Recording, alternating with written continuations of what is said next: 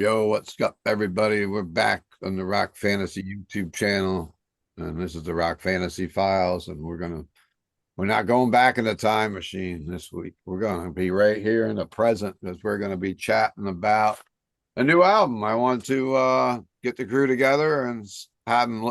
Told them last week to listen to this record, and tonight I've asked the panel to review the long-awaited 14th studio album from Bay Area thrash metal legends Testament. It's titled Parabellum.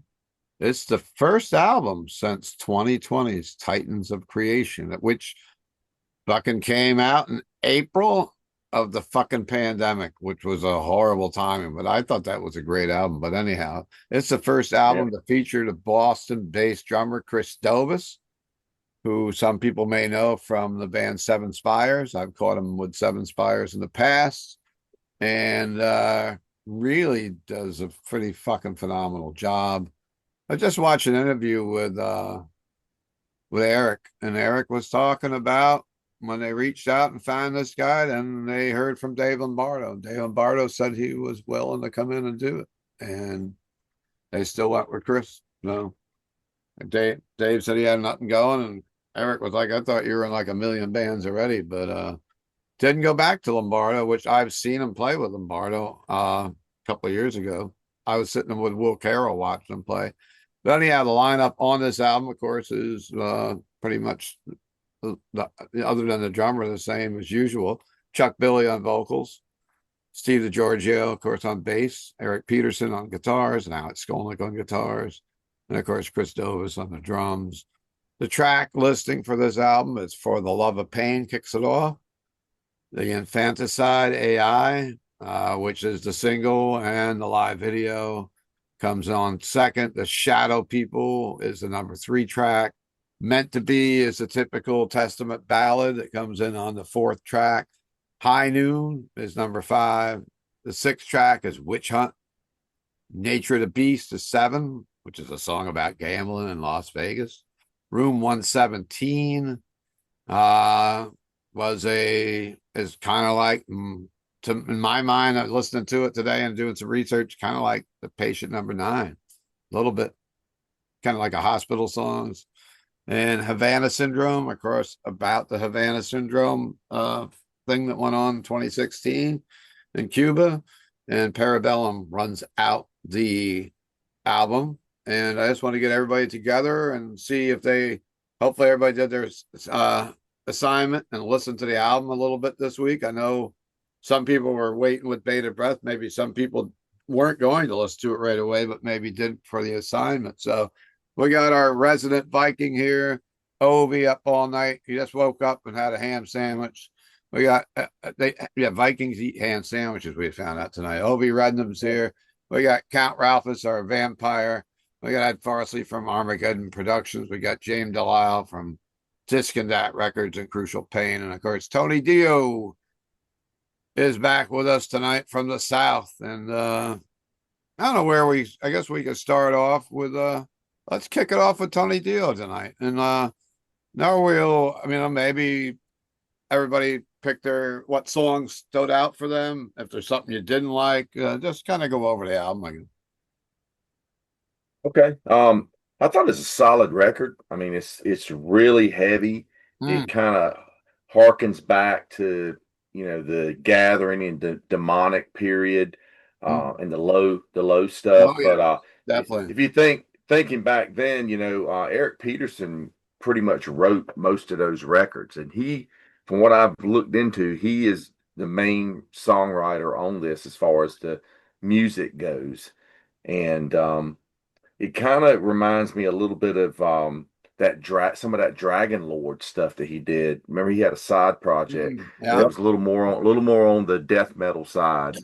So this is it's some really really heavy riffs, just brutal type stuff on this. It's a lot heavier than the last couple of records, which the last couple of records are great and they're heavy records. This is Mm. just much heavier. And I noticed that Chuck wrote with a guy named Dale James, and Dale Yeah. James co-wrote 5 songs on this record. he was the editor. He was a journalist. He was the editor for Rep magazine back in the day, and Okay. he wrote the poem that November Rain was kind of based on by Guns N' Roses, because he was tied in with Guns N' Roses and stuff all back in the early '90s and stuff. But it's kind of, I thought that was kind of odd that Chuck had hooked up with him to write songs. But it's cool. They came up with some good stuff. And I did notice that Zetro, Steve Sosa, from who was the original singer for Testament when they were Legacy, Hmm. Steve, he co-wrote Witch Hunt on this. Yes. Uh, we interviewed him on Almost Human not long ago, and he said he's been writing stuff with Testament for years. I mean, because he just kind of stayed on as a writer. I guess they were happy with what he does, so they always kind of go to him to see what he's got. But uh, but yeah, this is a really good record. I liked quite a bit of it. I can't really say there was anything I didn't like about it. I look forward to getting it. Um, the ballad wasn't bad at all. I mean, for a Testament ballad, kind of it's what they do, kind of like that song, the ballad, and all. But everything else is like super heavy. Um, my favorite tracks on here are actually I really like the opening track, "For the Love of Pain," and the how do you say it? The second song, how does it pronounced? Infant, Emphasata. I can't. infanticide. Infanticide. Yeah, Infanticide AI. Yeah. Fantasy. AI. Yeah, yeah. That was a good track. Really cool. I mean, that's Oh, just what we seems like we're up against. What the subject matter of that is. I mean, it oh, seems like sure. AI's taking over. I mean, how much? I mean, I sit there and look at Facebook and social media stuff, and just so much stuff that you don't know if it's real or not. Now you see some of it's funny. I mean, they do have some funny stuff on there and all, but some, I mean, it makes you think, God, man, what are they going to start pulling on us and I mean, showing, it even try. goes further than that with like the chat GPT. I know a meditation site I use has a like an AI like therapist that you can actually Hmm. fucking type to, Yeah, they got everything. AI actors coming out now. Oh Like yeah. some, I mean, there's it's like an more AI than just actor. those Facebook memes, and yeah, they're talking about more in that song. Once they And the start Yeah, messing music is around and unbelievable. they What about the music? what's that? All the yeah, songs that you hear, like here's the funk version of Sweet Leaf, here's the funk version of this, here's yeah. the Oh yeah. R&B version of Angel of Death. It's like Yeah. every time Here's I go John. on Yeah, this, yeah. Hmm. that's Something. all AI Yeah, music. Yeah, it's kind of it's definitely scary. it's scary. It's definitely not anything It's my entertaining. generation. I mean, it's my birthday today, everybody, and I'm turned. I'm not gonna tell my age on here because enough people know I get scared when they find out how old I am. But yeah, my generation's like AI. It's like, what's that? That's Terminator 2 movie. Not in our fucking year. Like That's we, what you think of, yeah, like But in the 80s and stuff. You went to Universal Studios and went on the T2 ride or experience, and now all of a sudden, whoa, that's here now. It's like a fucking yeah, there's robot yeah. dogs and shit now. Spotify just deleted 85 million songs that's made of AI.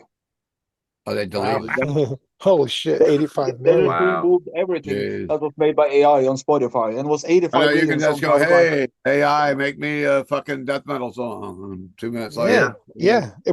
With Ronnie James Dio singing, and all of a sudden, boom, yeah. there it is. It's That's like it. Yeah, fucking it's incredible.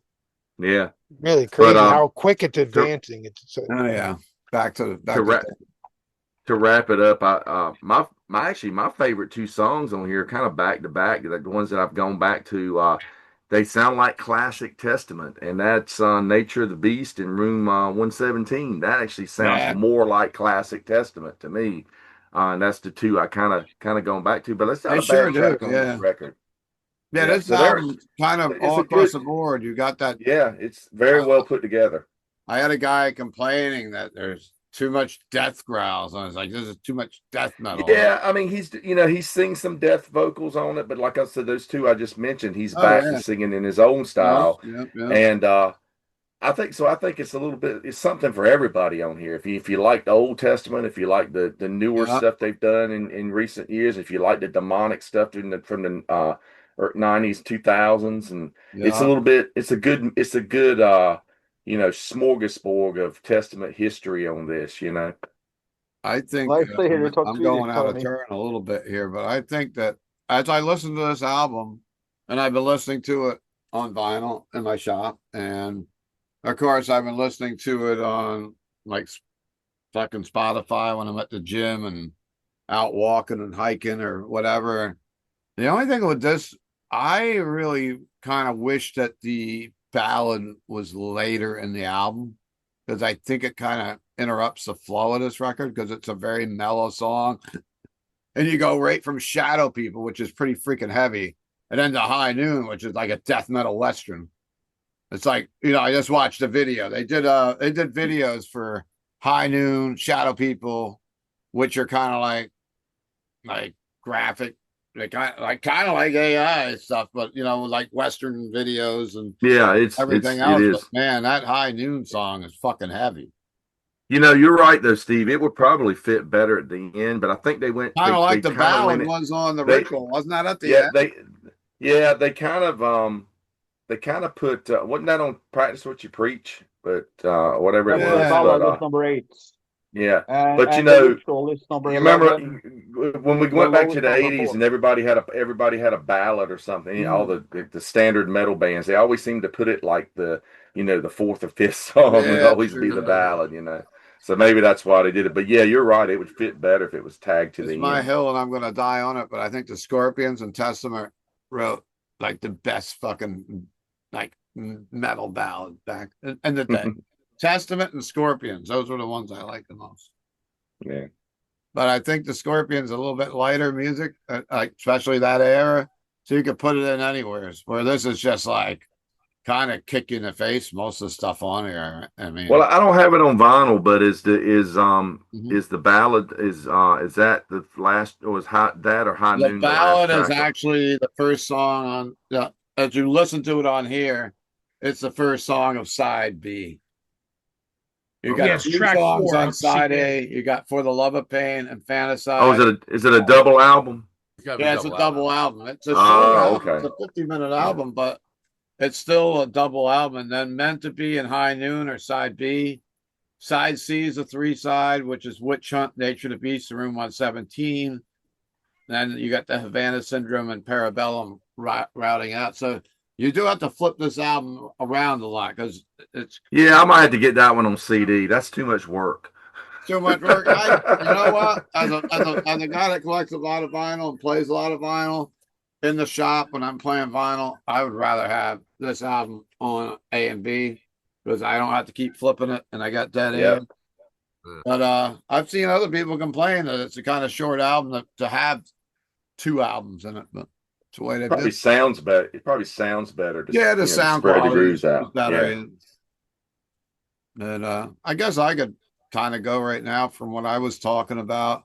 My favorite tracks in this album, and that Infanticide AI, which was the one that dropped early. I mean, it's a great fucking First one. single, and it's a strong song to just say, "Wow, that's a fucking heavy album that's coming out." And the Shadow People, I just watched the video for that. I didn't realize they had a video until I sat down tonight and about an hour ago and said, let me go look at the videos. They popped out.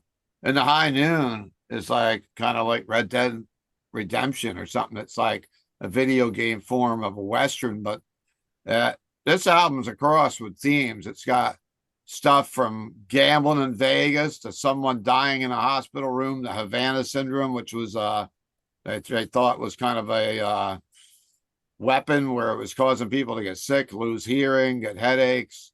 And then you've got, the Shadow People, which is aliens or ghosts or whatever. And you got the AI. And I mean, there's a lot going on this album. There's all different themes. But those 3 songs are probably my strongest. The Room 117 does sound like an older Testament song. And that's the one my wife got in her head. She goes, "You've been playing that Room 117 song a lot." Because every morning I get up and I play a video game and I wake up, I play Madden every morning, and I've been playing this album in the living room and playing it. So I'm going to play this album and get used to this album so I know more about it. And I probably listened to this album at least maybe 30 times since last week in the store and wherever else. So, but those are my 3 songs I'd say that are strongest. I mean, It's not really a bad song on here, but I think meant to be, if you're listening to it straight through on a CD or listening on streaming it, I think it should be down a little further because Shadow People and High Noon are heavy as freaking hell, and it's kind of like in between. And a couple customers felt that way too, but it is what it is. Let's go. Sequencing is important. Hmm. It really is. Well, in a world where most people just listen to a fucking song and don't even listen to the full album, except for us metalheads still, I think. Hey, who are we gonna head off to next here? How about we head over to one of the metal veterans, Ed Farsley, right now, see what his take is. He likes a lot of thrash metal. What's your take on the New Testament? I definitely like it. I love Testament. I mean, I got the Legacy demo before the first album came out. I saw them open for Slayer before the first album came out, and I love Testament. First two albums are fantastic. After that, they're not so great, but they've always been a good band. This album is really good. It's not their best album. It's got some flaws in my opinion, but it's got some really standout tracks. Like the first two songs we already mentioned. What is it? For the love of, can't read it.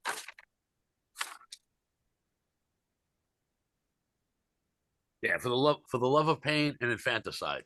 Just the album starts off a lot more brutal and intense than I was expecting. I was expecting a typical Testament album.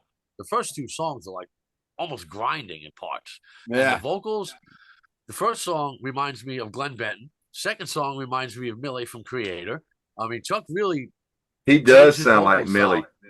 Yeah, you're right. Yeah. I mean, I kept checking the liner notes since I don't have the album, but I was checking the liner notes online to see if there were guest vocalists because Chuck really changed his vocals up and made it really, really aggressive and intense, and I love it. And there's most of the other songs, it sounds like Chuck Billy, like you said.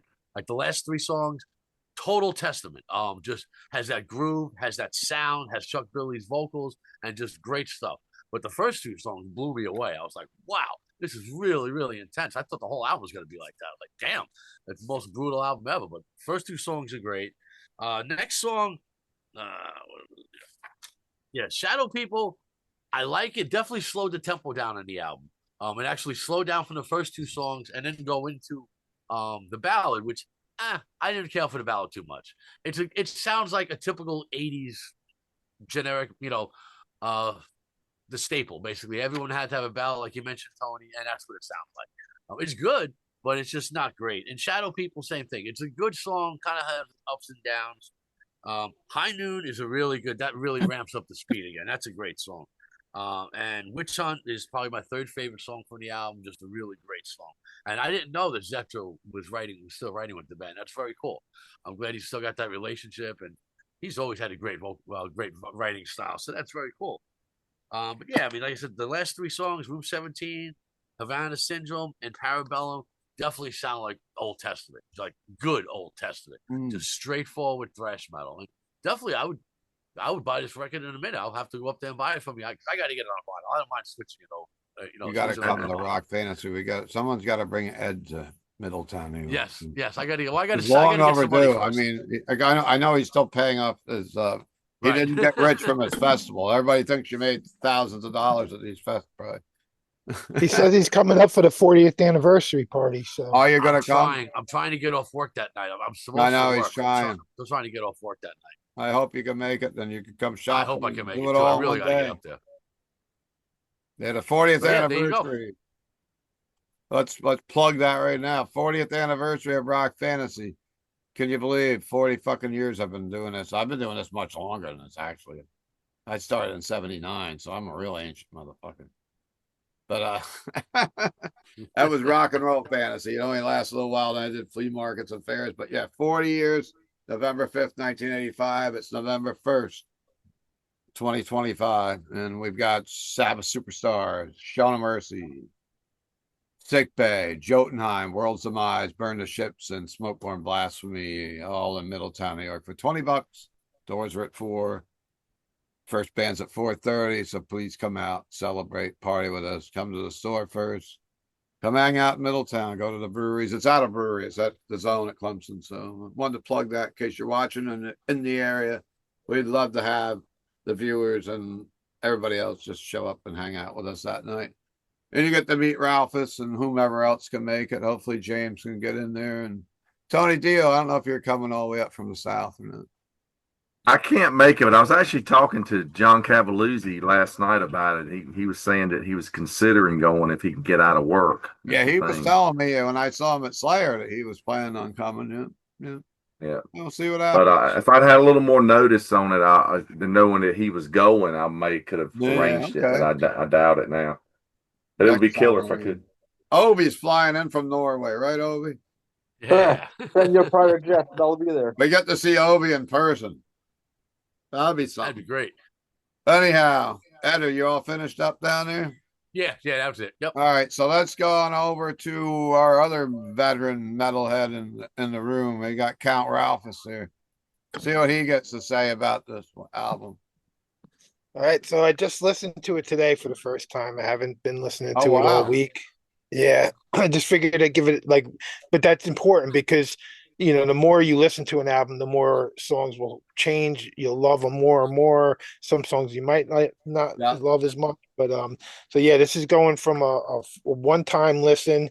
So yeah, that first song, like if you would have played that song for me and didn't say it was Testament, I would have no idea who it was. Like I don't hear Billy's voice in that. And I think the vocals are maybe some of the best I've ever heard from him in that one song. That song blew me away. I was like, oh my God, if this album's like this. But to me, that is the best song on the album. Just really heavy. And I hear a black metal vibe in the guitar tone and stuff. And I just was like shocked that it was Testament. So yeah, then the Infanticide it really heavy, but now it sounds more like Chuck's vocals, so it sounds more like a Testament song. Definitely a good song. Shadow People, it's a little different from the first two songs.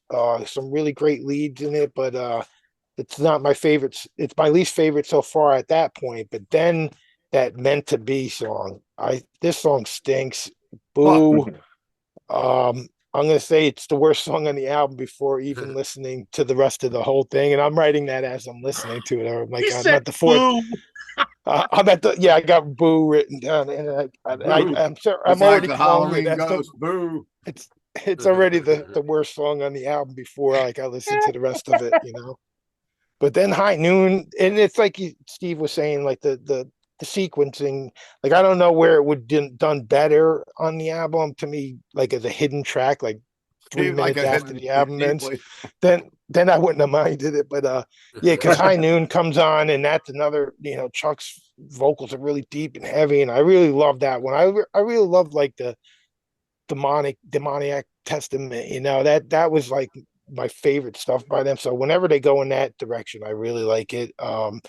Yeah, Witch Hunt is a cool pummeling song, more death metal vocals, which I love. The thing I didn't like about it is it's got like this weird mellow chorus, and then it gets into like the middle turns a little bit more melodic more, but it has like that Testament sound, but still great leads again, and it's a good song. When it's heavy, I wish it would just stayed heavy. I think it gets broken up a little bit, but Nature of the Beast. Some of you have been saying that you liked a lot. I was not crazy about this one, a bit boring sounding to me Yeah, I agree for with whatever you. reason. Room 17, great leads. Not into the vocals as much on this one. He shows a lot of range though on this album, like especially from that first album. I mean, the first song doesn't even sound like him, but then he's all over the place with the range throughout the album, which is really, really cool. Havana Syndrome, I thought was really cool. It was like, all right, it didn't blow me away. But then Parabellum, which the album's named after, and that's another thing is the artwork on the album cover. At first, I seen just like a big mushroom cloud, and I was like, oh, how original! They got a big mushroom cloud, like that's never been done before. But then when it came up on my TV, I was watching it on YouTube, and I'm watching it, and then I see that it's like a fucking angel in there, and Yeah. that it's really actually really cool. That probably cool thing to have on vinyl just to get a good look at that. Yeah. But yeah, so the name of the album, Parabellum, it's a Latin phrase for furnish war, but it's derived from longer adage, if you want peace, prepare for war. So that's what that that means, Yeah. that Parabellum. I had to look it up because I'm like, what the fuck is this even? I hate it when I don't know what the hell they're talking about as the album cover. It seems But yeah, almost like when I listen to that song, that album, that song today, I'm looking at the lyric right now for Havana Syndrome. Let me find it. Parabellum. Yeah. It almost seems like it's a lot about like current society, which could have been going on years and years, where just spitting their lies, and then people were just climbing the walls, minions sent to attack, and everybody's enraged. It's almost like fucking United States at times right now when I think it's like politics kind of and like a everything. peace through strength thing, prepare for This has war, got a big if book. you want peace, prepare for war. So Yeah, but that as I build leave, up your mood. my take just listening to it today and reading, I was like actually listening to it on a walk and like reading the lyrics as they come through, like not doing it with a record, which I do a lot, but I was walking and I was just looking at it. It's like, seems like it was a lot about divisive and divide, but of course, yeah, about war in general and how it starts. It goes good with the album cover. So like when Sure, you sure put does. that weird title and then the album cover, it makes more sense. And Yeah. I think it's a good concept. But overall, I think it's a good solid album. Definitely has its like flaws here and there. And but that first song, it's probably better than, to me, like it's that one song, the very first song, Yeah. For the Love of Pain. Like to me, that one song is better than anything Megadeth or Anthrax have done or Metallica have done in the last 20 years or whatever, Like that one song, man, that really stood out. So 30 years. yeah, 30 years probably. Well, Yeah. I tell you what, Testament. That one really sounds like Dragon Lord a lot. It really does. So, The vocals are vicious though. I think someone maybe said Glenn Benton a little bit. It's like I didn't really think Glenn Benton, but kind of that style where it's just like really evil sounding and vicious, I really mean, vicious. as we look at the thrash bands from back in the day, if we start in not in the 80s, but we start in the 90s, Testament was the band that went the opposite direction of the other thrash bands with Metallica and Overkill and Creator, even, and some of the, and it all kind of went more mellow and went more commercial, where Testament grabbed dudes from Death and said, let's make low and let's make demonic, and went the opposite direction. And they've really never turned back. I mean, of course, they've done some melodic albums and melodic songs, but look at the formation of Damnation. To me, yeah. Testament has really never disappointed to me in many, many years. And I do like the older melodic stuff like the Ritual and the Souls of Black album, but this is just, they don't they never disappoint. I mean, I like the last few albums. There's nothing I don't dislike, and I'm not as bad off with that ballad song as Count Ralph is, but I don't think it belongs on that part of the album when you're just listening and it's heavy, and all of a sudden it's like, okay.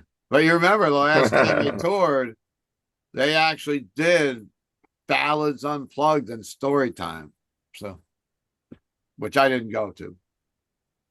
What was that, like the VIP experience or something? No, it was they were doing an album in its entirety. James, do you remember which one it was? Because we were I talking think they were about doing. I think the last time they toured, they were doing "Practice What You Preach" in its entirety. it. And then Yeah. they were doing ballads, acoustic, and storytelling. It was just That's pretty them cool. opening band. But before that, I saw them last fall, and they were doing Legacy and New Order. I Yeah, saw that too. I Yeah, saw that. It was And great. then with Creator and Possessed. And to me, that Mhm. was the time to go see them, not to go see Yeah, them great show. practice. So I Yeah, did not it go was to the great. practice one. I know it was originally at Brooklyn Paramount, and then they moved it to Warsaw. So I don't know if Yeah, I don't remember why I maybe missed it that didn't show. sell as well. Do you remember that, Ed? I didn't go to that show. I don't know why I missed it. I must have been working or something. It was, That's a but it was great just show, like I them remember. by themselves, and compared to being with Creator and Possessed, it was not like one that made me want to drive. Hell yeah. Yeah, but that was just me. What was that? But they've always rested heavily on their ballads, and I mean, it's not a bad ballad song. I just felt that it didn't belong in that spot. But maybe James thinks different. yeah. So I I'm guess into you're the, done, right, Count? Cool. All right, go ahead, James. Yeah, I'm into this one. I got the indie exclusive CD that Yeah. That's came the out ones I sell. Yeah, that cover. last Friday, and the only difference that I could tell is the outer sleeve. Other than that, you just get the regular fucking Yeah, album inside the case and all that stuff. Is it a slipcase cover? It's Yeah, like all it's old just card. an outer slipcase thing. There's no I hate extra those, track. man. There's no They won't fit in these rack things. I hate Oh, those. I have no. to take- Yeah. yeah. Yeah, no bonus tracks, nothing extra, just a slip cover, but it's cool. And it's got nice fall colors, guys. It looks like autumn. It's Yes. also a nuclear war. So I don't know. Autumn nuclear war, James. I guess so.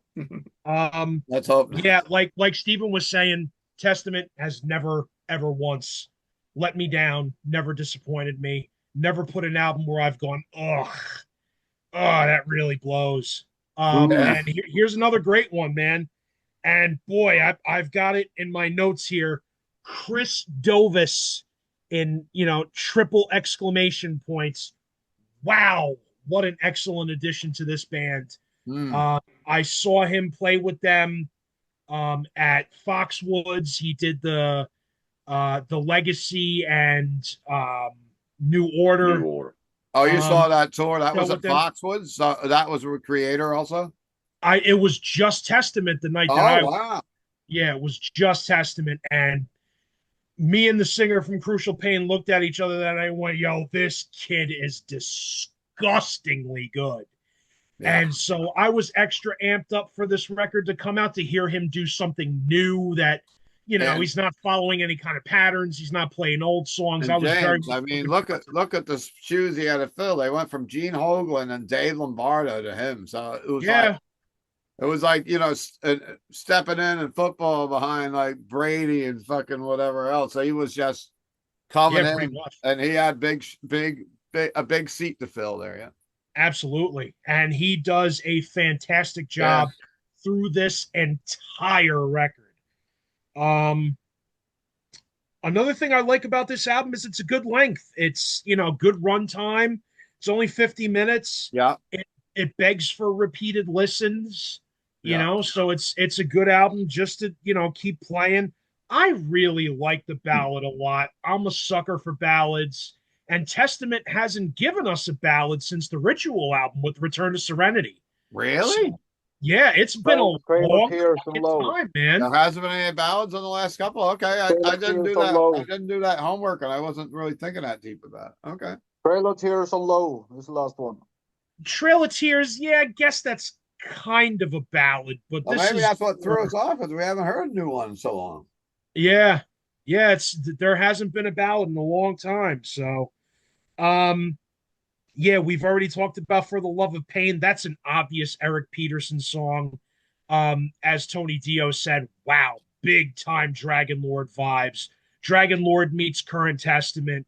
Yeah. Great song, really brutal, great black metal guitar lines going on in it. And wow, Chuck Billy just is on another level vocally with that track. I love that one. And Witch Hunt is so brutal, man. That's great blackened death thrash from these guys. Great track. Awesome song. It's all a witch hunt. It's always been a witch hunt. I really love my two favorite tracks on here are back to back. I love Room 117, catchy melodic guitar stuff in that, and I love Havana Syndrome, Yeah. great melodic thrash with nasty riffs. The thing about those two tracks back and forth, it really takes me back to The Ritual and Souls of Black. That really harkens back to that late 80s, early 90s era of Testament when they were very melodic, still heavy, but very melodic, and just really concentrating on writing catchy choruses and, throwing those cool two albums melodic were guitar probably lines in. those two albums were pretty much their mellowest albums too. I've never owned either one of them. Really? You know? Oof. You got to And it's remedy that. something 20 Neil. I know. I need to find them in the used bin somewhere I and pick had a them up. really cool Yeah. girl that was working for my store at one time, and it was not a good time for certain things in my life, but she was cool, and she actually painted Souls of Black on a painting for Love the the store. great album cover. And Yeah. then Yeah. she dropped some kind of drug onto me and left me in the store by myself. And I was freaking out, and she ran out of there. Never seen her again. And she took her Whoa. fucking painting with her. Best That's my slipped your Mickey. testament story tonight. With T-double-E-N-A, Tina. Wow. She painted the Souls of Black, dropped me some acid and something I didn't expect on like a Tuesday afternoon, and I was Slipped your fucking. Mickey. Tina, if you're out there, come home. That was when Souls of Black was new. That's how long ago it was. So yeah, I guess the only other thing I got to say about this record is the title track is very epic.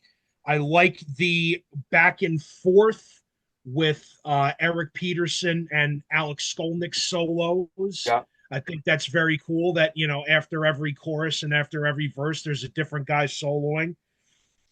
Del James has actually been writing with Testament for a long time. That goes Okay. back to the Ritual. So he Wow. on So Many Lies, Return to Serenity, The Ritual. He was on Low with Dogface Gods, Eyes of Wrath, 3 Days of Darkness in 2012, Careful What You Wish For, Sewn Shut Eyes, and Dark Roots of Earth. So he's been writing with them for a long time. Yeah.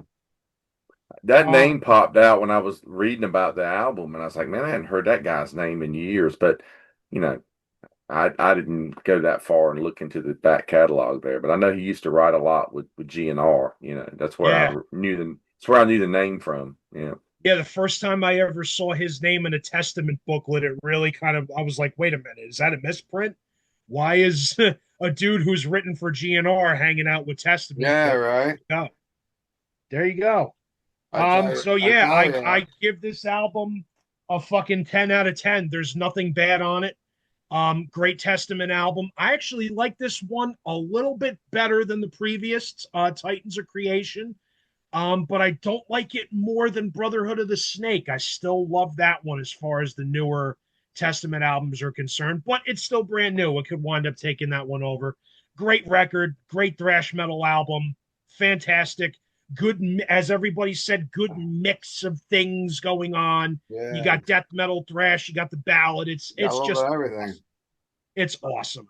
10 out of 10 record for me. Tell you, as you were talking about that, I was just looking back at Titans of Creation and looking at the track listing. That was another killer record that was released in the fucking void of 2020 in the fucking beginning of COVID. I remember, like getting that album delivered. My store was closed, and I had it home here, and it was like you were handling contraband. You're like, oh, this new album from Testament, yeah, it's still coming out. Like a lot of people were pushing stuff back, and it was just a nice to have new music in that time.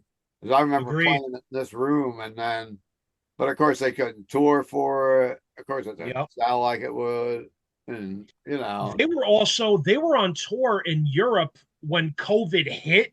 Oh yeah, with Death Angel and I think Exodus, and it was the Bay guys got Area COVID thing. Yeah, the Battle of the Bays, Europe, and of course my first guest ever on this channel was Will Carroll, and he almost died from COVID. He was in a coma.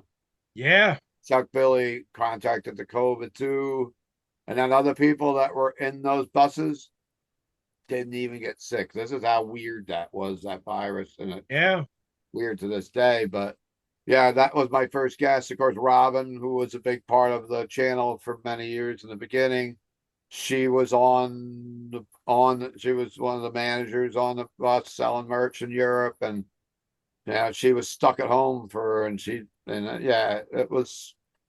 it was crazy, and we almost lost Will, and thank God we didn't, because Will's a great guy. Absolutely. Will just saw Judas Priest, I think, last night or something. I was following his Facebook. But Will Carroll is coming around with Death Angel too. That's coming in the Northeast soon. I think in early December. It'll be here before you blink, because You know, it's almost Halloween, and you know what we're gonna hear. It's gonna be Christmas before you know it. It'll be next year already. That's right.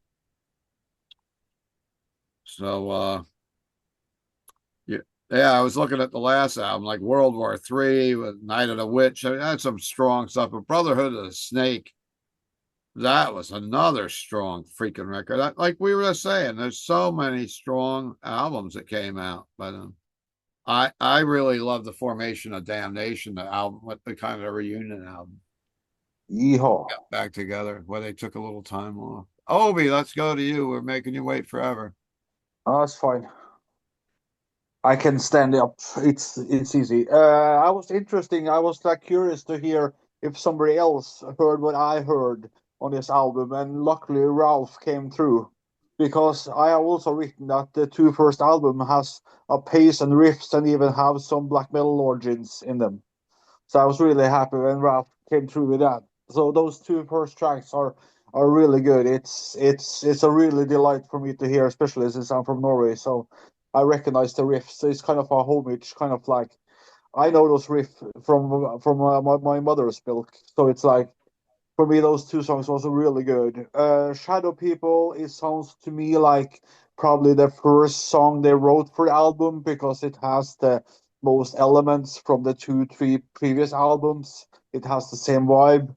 It's probably the one not I don't like as much as the rest, but somebody got to be in the last spot. So, meant to be is nice to have a ballad again. I think it's been since Low. My first album, The Testament, was Low, and the ballad was number four, Trail of Tears. So for me, it's kind of interesting that the new ballad is on number four as well. So for me, it fits.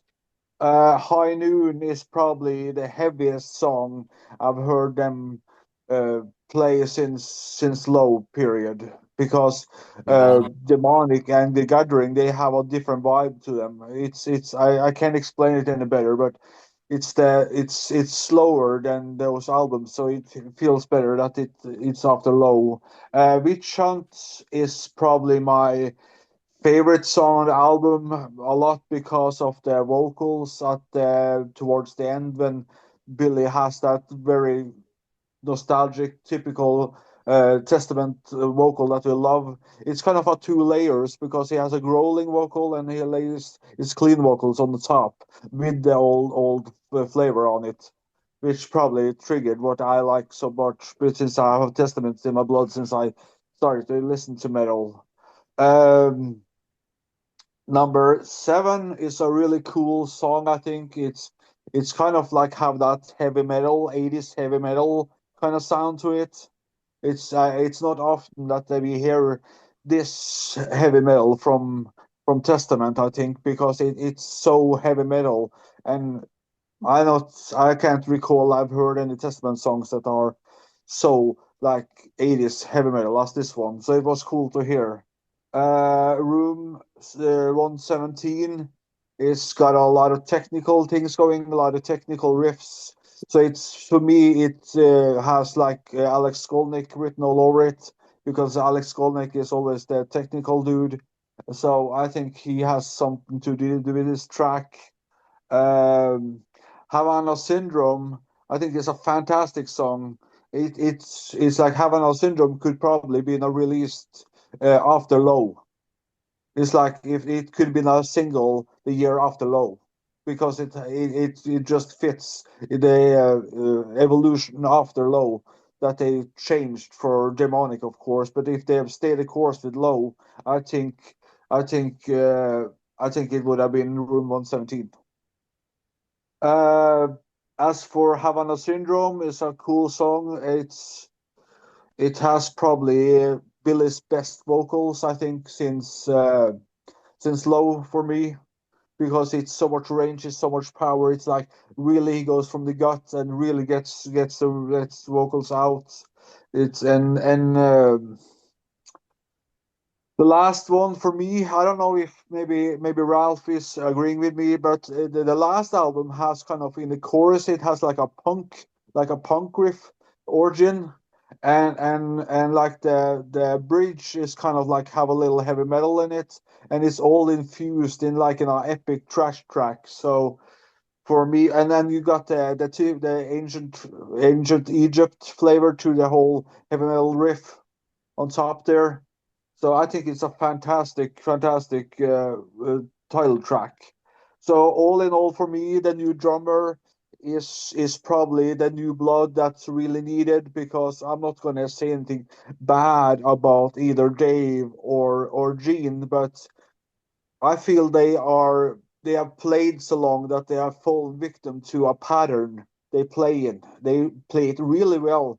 That's not what I'm putting at case here, but it gets in a way that they're productive, or they're kind of like trying something new kind of isn't there anymore. They don't have the urge to improve themselves because they are so good as they are, but they have lost the hunger to change or do something else. So Progression. yeah. So this new drummer is definitely a good kick in the ass to get the gears going again, and which we gets the result of this album. So I think this probably is my favorite album since Low. All right. Cool. Hell I yeah. guess we've got everybody's point of view on this new album, and the viewers that are watching tonight, please mention what you like about the album or what you don't like, and hit that like and subscribe button. It really means a lot to the channel if you like what we're doing. And I guess that just about wraps this one up. If anybody's got We something, we got one last thing we got to do. what the Ready, guys? Everybody ready? Yeah. Happy birthday To you. Happy birthday to you. Happy birthday, Steve Keeler. Happy birthday to you. Oh, fuck. I was like Chuck Bailey doing high noons. Happy birthday, 65th Steve. birthday, brother. 60 Yeah, something. man. We're not going. We're not So going. 45 is a good year to be. So Steve, What's that? we're gonna 45. hijack your episode now. I had a idea about You don't. I don't see any stripper coming into my room. You guys let me down. no.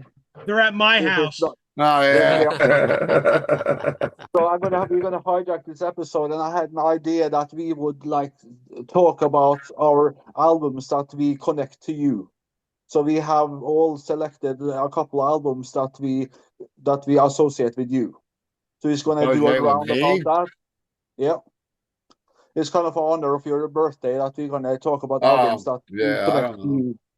And afterwards we will like What to kind albums of you going to associate with me? Black yeah, and Sabbath. afterwards we're gonna like to hear you talk about your kind of Uh, your favorite memories of your previous birthdays, like your favorite from your teenager's birthday, like memories like well, that. then we'd be listening to Bachman Turner Overdrive or Black Sabbath back then. Yeah, but we would like to just hear what your favorite birthday memories and stuff afterwards. Yeah. So Usually I guess involved a lot of start dirt going. track racing back then when I was a kid. So that's what I was Yeah, thinking over. so I'm gonna start the round with Well, albums. anyhow, let's I'm gonna start. where you want to talk about this live right now? Yeah, it's Oh, we are hijacking I the was just episode. ending this episode actually. What you guys have albums picked out to talk about my past right now? No, Albums like that remind us of you.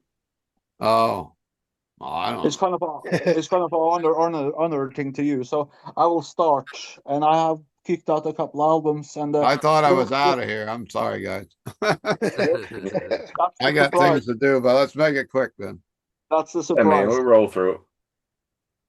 Yeah, I will say Immortal with at Heart of Winter makes me think of you because it's an album you have talked about many times. It's an Okay. album that you hold in high regards, and it's Especially on the excellent. coldest day of the year, I always play it when like January or something. Yeah. Yeah, and of course your love for the underground. I've chosen Tormentor with Anno Domini because Wow. I know I know like you are like Attila, and I know you like every Yeah, time they're in town, you yeah, I try got to to. see them earlier this year. Yeah, Yeah, yeah, yeah. All right. that makes me. That's my 2 points, and I Yeah. hand my words over to James. All All right. right. Okay. So, two albums that remind me of Mr. Steven Keeler. The first time I ever walked into Rock Fantasy Record Store, I remember going in there probably to give you some flyers for a gig that Left in Ruins was playing at the Chance. Okay. And I remember looking through your case and hearing the single from this album and really loving it. And I saw you had it on CD. So Between Two Worlds, No, another. Okay. Abbott again. I bought this one from you the first time I ever visited Rock Fantasy back in Yeah. I used to play 2006. that a lot. Yeah. And yeah, I love this one, man. Great album. I actually like this more than all the Immortal stuff. It's just Yeah. so epic and melodic and just a Yeah. great one off thing. And my second album I'm going to go with, I remember coming to visit you and giving you physical copies of the Left in Ruins album we had just made with Billy Graziati from Biohazard. Yeah. I dropped off a bunch of CDs, and you had the newest Venom album at that time called Hell. Wow. So I bought that from you, and I think I got this from you like a day before it was supposed to actually come out. Yeah. Yeah. Yeah. And yeah, I brought this one home and played it to death.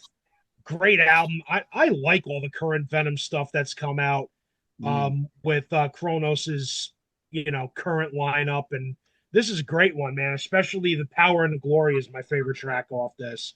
So every time I listen to those two CDs, it reminds me of you, dude. All Going to see right. you and hanging Thank out at you. Rock Fantasy. Yeah.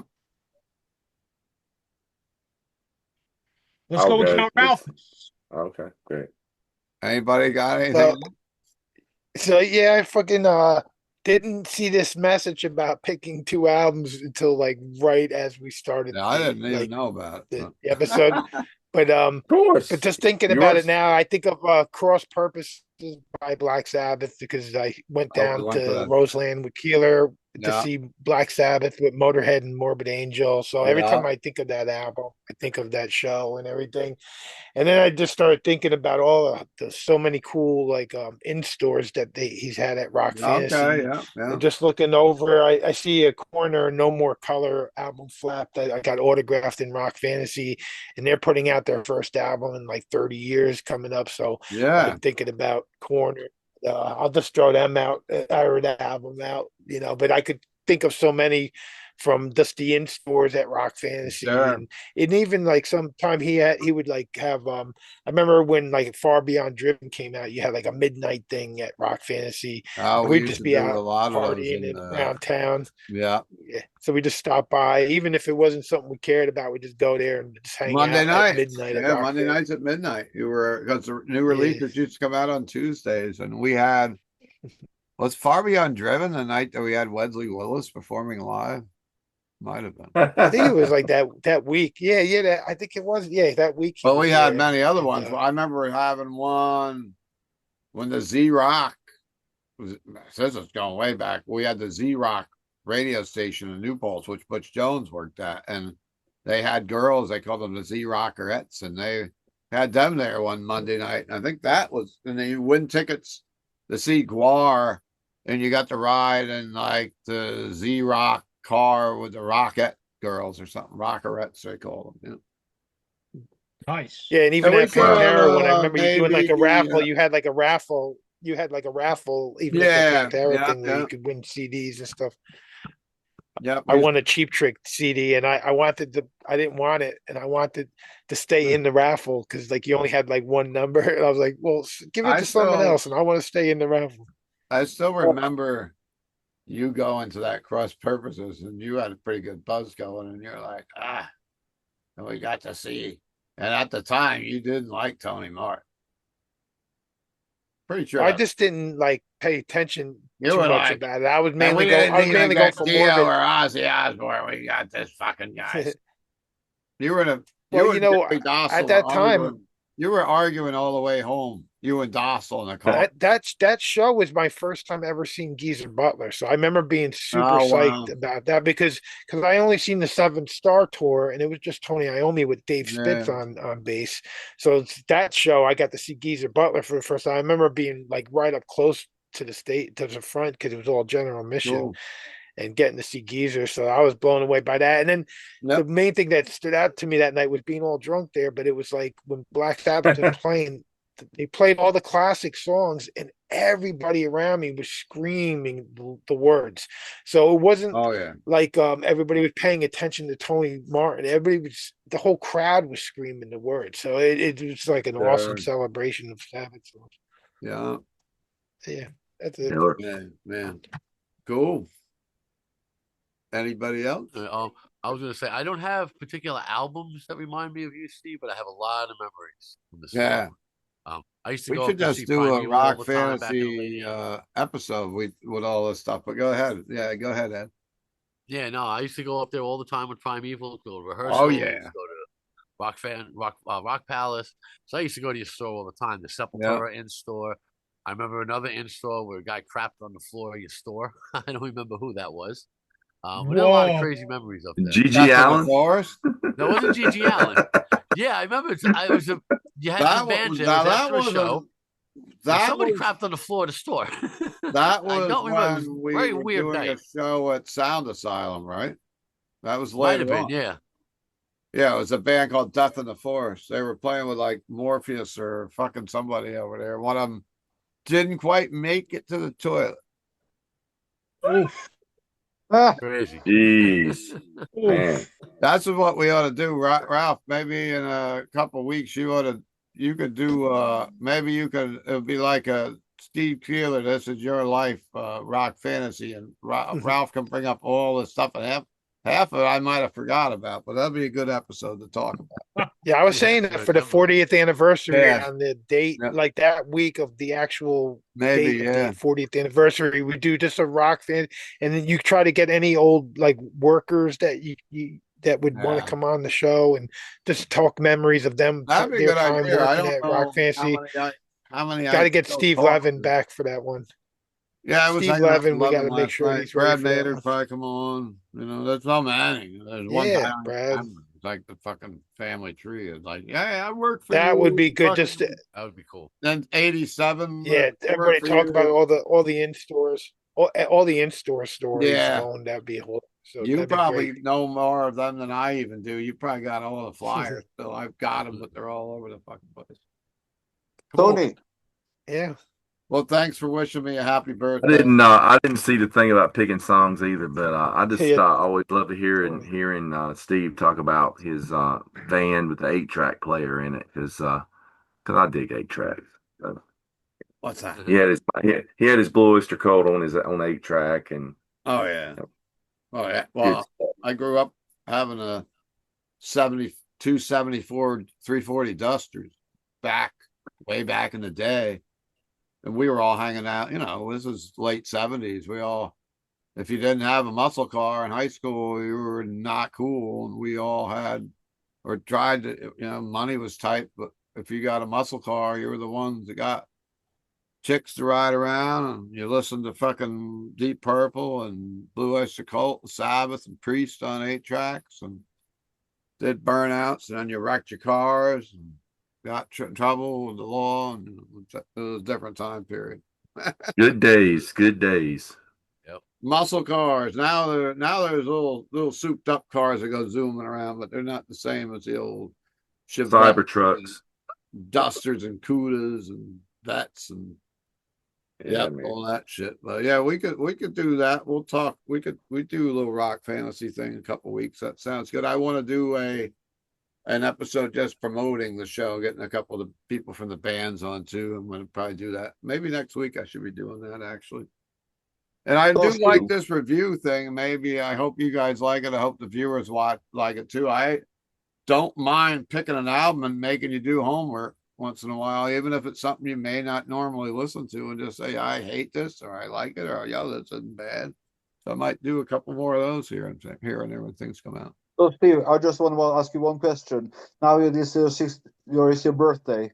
What's your favorite birthday memory of all your birthdays? Or I is it don't. one birthday that stands out from anyone else? That is your That's a tough question because, uh, I mean, I guess I think of the milestone ones more. Like when I turned 40, we had a big party in the backyard. My dad's birthday was the 16th because he's passed away now, and I was the 15th, he was the 16th. So every year we had a party. I'd always have a party for my dad, and the family would be over here first earlier in the day, and then my friends would be here more in the evening and night. And a couple that year we tried having a band, and wasn't like a metal band. It was my buddy Duke that makes T-shirts for me still and still does, and he had his band play out back. We got about 3 songs into it, and the cops came, made a stop. But that was a memorable one because I was the night before I drove out to York, PA, and went to a pinball convention. Then we went to Dorney Park Road roller coaster and ended up in New Jersey seeing Doro Pesch and did all that the night before this big party at my house. And I remember getting back here and sitting in like a hot tub I had out back, and my sister-in-law, rest in peace, also was out there and was like, I don't know how you did that shit yesterday. And I still remember that was my last 39 years old. And yeah, that was a memorable one. I mean, there was other ones, but I was a younger kid though. Birthdays are always right around. Like I used to go to stock car races almost every weekend. That was my first love, even before more than metal. I wanted to race cars, and I was always at a dirt track.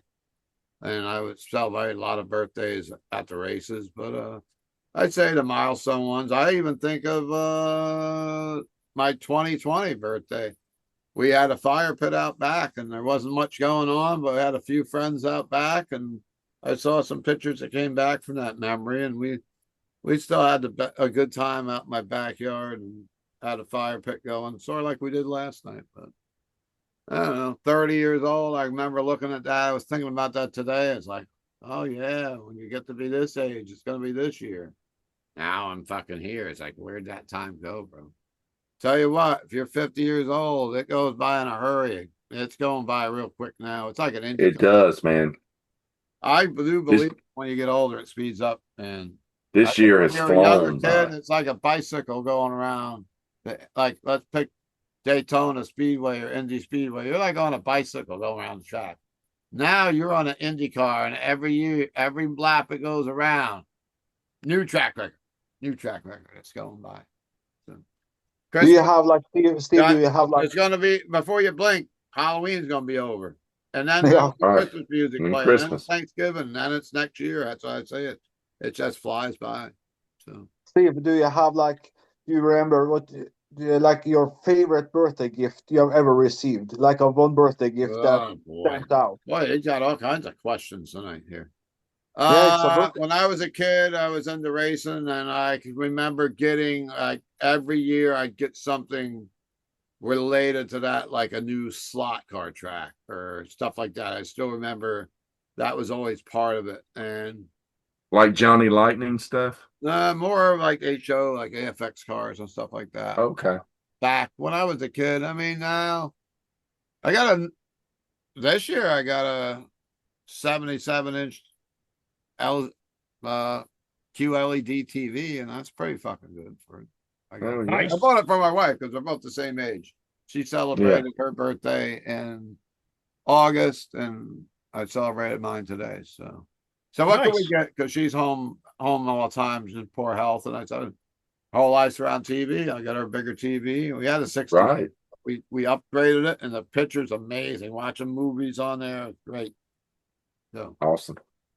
anyhow, that's about it. And I gotta wrap this one up. But thanks everybody for the birthday, and thanks Obi for grilling me the questions. I think it's almost like a roast it's turned into right now.